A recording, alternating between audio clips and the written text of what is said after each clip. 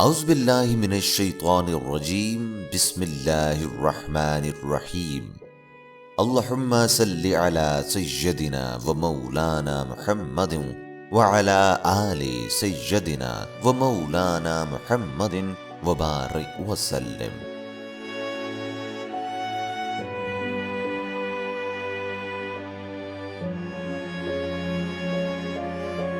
کشادہ دست کرم جب وہ بے نیاز کرے، نیاز مند نہ کیوں عاجزی پہ ناز کرے۔ بٹھا کے عرش پہ رکھا ہے تو نے اے واعظ، خدا وہ کیا ہے جو بندوں سے احتراز کرے۔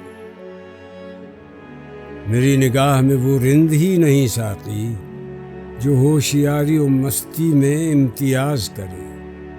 مدام گوش بدل رہے یہ ساز ہے ایسا جو ہو شکستہ تو پیدا نوائے راز کرے۔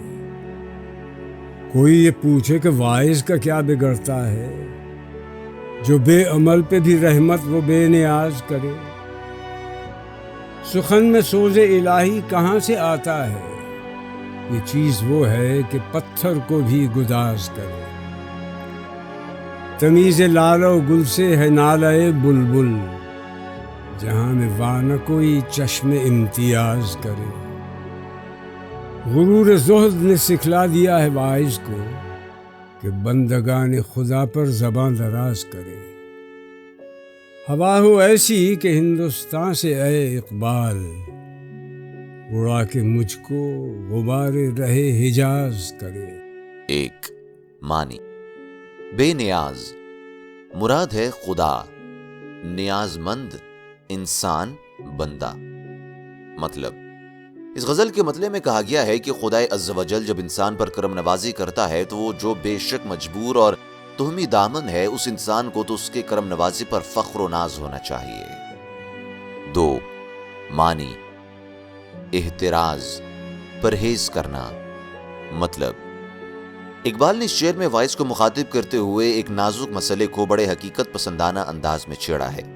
ان کے مطابق واعظ اپنی تقریروں میں بار بار اسی امر کا اعادہ کرتا ہے کہ خدائے تعالیٰ آسمان پر مقیم ہے۔ اقبال اس مفروضے پر طنز کرتے ہوئے کہتے ہیں کہ وہ خدا ہی کیا جو اپنی مخلوق سے احتراز کرتے ہوئے اتنی دور جا بیٹھا ہے، حالانکہ اس کائنات کو پیدا کرنے والا خدا تو وہ ہے جو صرف آسمان پر ہی نہیں ہر جگہ پر موجود ہے۔ اقبال کے بقول واعظوں نے تو خدا کے وجود کو بھی محدود کر کے رکھ دیا ہے۔ یہ امر ان کی تنگ نظری کے سوا اور کیا ہے؟ تین، اس شعر میں کہا گیا ہے کہ میرے نزدیک وہ بادانوش صحیح معنوں میں بادانوش نہیں ہو سکتا جو ہوش اور مستی کی کیفیتوں میں تمیز کرنے کا اہل ہو۔ مراد یہ ہے کہ حقیقی بادانوش وہی شخص ہے جو ہر لمحے مست و سرشار رہے، حتیٰ کہ اپنے آپ کو بھی فراموش کر دے اور سب کچھ بھول جائے۔ چار، اے انسان تیرے لیے لازم ہے کہ ہر لمحے مستعد اور دل کی آواز کی طرف متوجہ رہے کہ جب یہ شکستگی کے عمل سے گزرتا ہے تو پھر اسرار حیات منکشف ہونے لگتے ہیں۔ پانچ، کوئی حضرت واعظ سے یہ پوچھنے کی زحمت گوارا کرے کہ اگر رب العزت کسی گناہگار پر کرم نوازی کرتا ہے تو حضرت یہ فرمائیے کہ اس میں آپ کا نقصان کیا ہے۔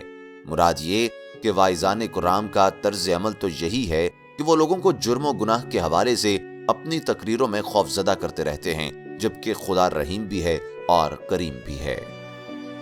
6، اقبال اس شعر میں خالق کائنات سے استفسار کرتے ہیں کہ شعر و سخن میں جو سوز پیدا ہوتا ہے اس کے محرکات کیا ہیں، اس لیے کہ سوز تو ایسی حقیقت ہے جو انسان پتھر کو بھی پگھلا کر رکھ دیتا ہے۔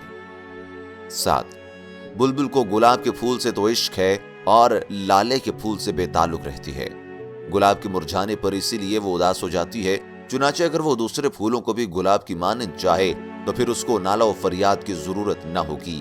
مراد یہ کہ اس نوع کا امتیازی سلوک مناسب نہیں ہوتا۔ 8، معنی، زبان دراز برا بھلا کہنا۔ مطلب، یہ عبادت و زہد کا غرور ہے جو حضرت واعظ کو دوسرے بندگان خدا کے خلاف زبان دراز کرنے پر مجبور کرتا ہے۔ 9، غزل کے مقطع میں اقبال اس تمنا کا اظہار کرتے ہیں کہ کوئی ہوا ایسی آئے جو مجھے ہندوستان سے اڑا کر مدینے کی طرف لے جائے۔